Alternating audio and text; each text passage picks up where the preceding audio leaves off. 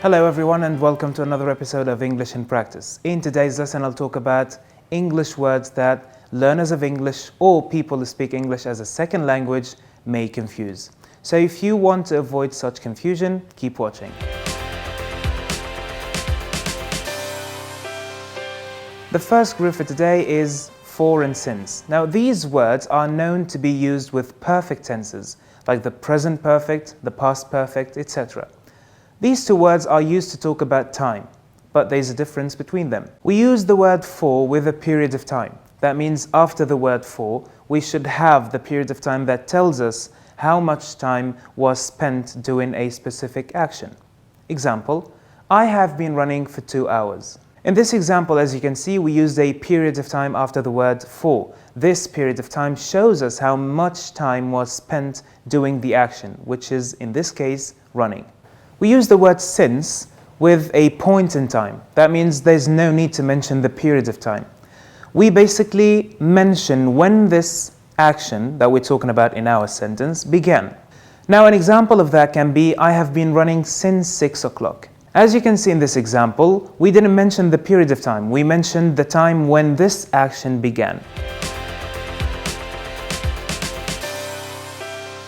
The second group includes the two words hope and wish. We use the word wish to talk about imagined situations in which there is something in the present or in the past that we want to be different. If we want something to be different in the present, we use the verb wish with a verb that is in the past simple. Example, I wish I had money. In this example, using the verb wish with a verb in the past simple means that I want something in the present to be changed or to be different. And of course, this is an imagined situation because I wish I had money means I want to have money, but I don't. And this is just impossible to happen, just like that. If you want to talk about another imagined situation that is in the past and you want this situation to be changed or different, then use wish with a verb in the past perfect. Example, I wish I had gone to college. This example suggests that you didn't go to college in the past. Now you regret that situation. You want this situation to be different. But of course, that's impossible. You can't just go back to the past and change what you want. So you use the verb wish. However, we use the word hope with situations that are possible. Basically, when we want a specific result, and this result is possible. Example, I bought my mother a gift. I hope she likes it. Or I hope she will like it. I'm talking about a result that I want, and this result is possible. The third group is employees, staff, and stuff. The word staff is singular. It's uncountable. The word employees is countable. Let's have examples to see what that means. The staff was happy about the pay raise. Another example, all the employees were happy about the pay raise. As you can see in these examples, after the word staff we used a singular verb, which is was, and after the word employees we used a plural verb, which is were.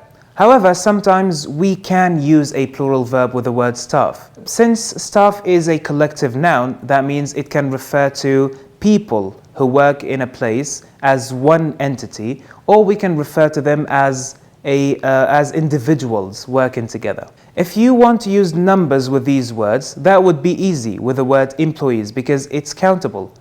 So we just add an S, the plural S. But when it comes to the word staff, we can't do that because it's uncountable. So we do say members of staff or the staff members.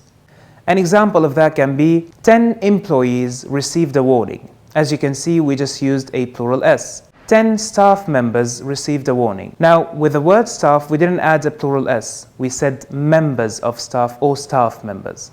Now, the word staff has nothing to do with this meaning, but I wanted to mention this word because many people confuse this word with the word staff. Staff refers to people, but staff doesn't refer to people. It refers to things, different things. The fourth group is end and finish.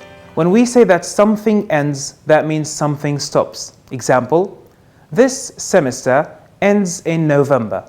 That means it stops in November. But when we say finish, that means something is completed. Example, the students finished the test. That means they completed the test. So today we talked about English words people who are still learning English may confuse. So I hope you learned how to avoid such confusion and enjoyed the lesson. Thank you very much. I'll see you next time.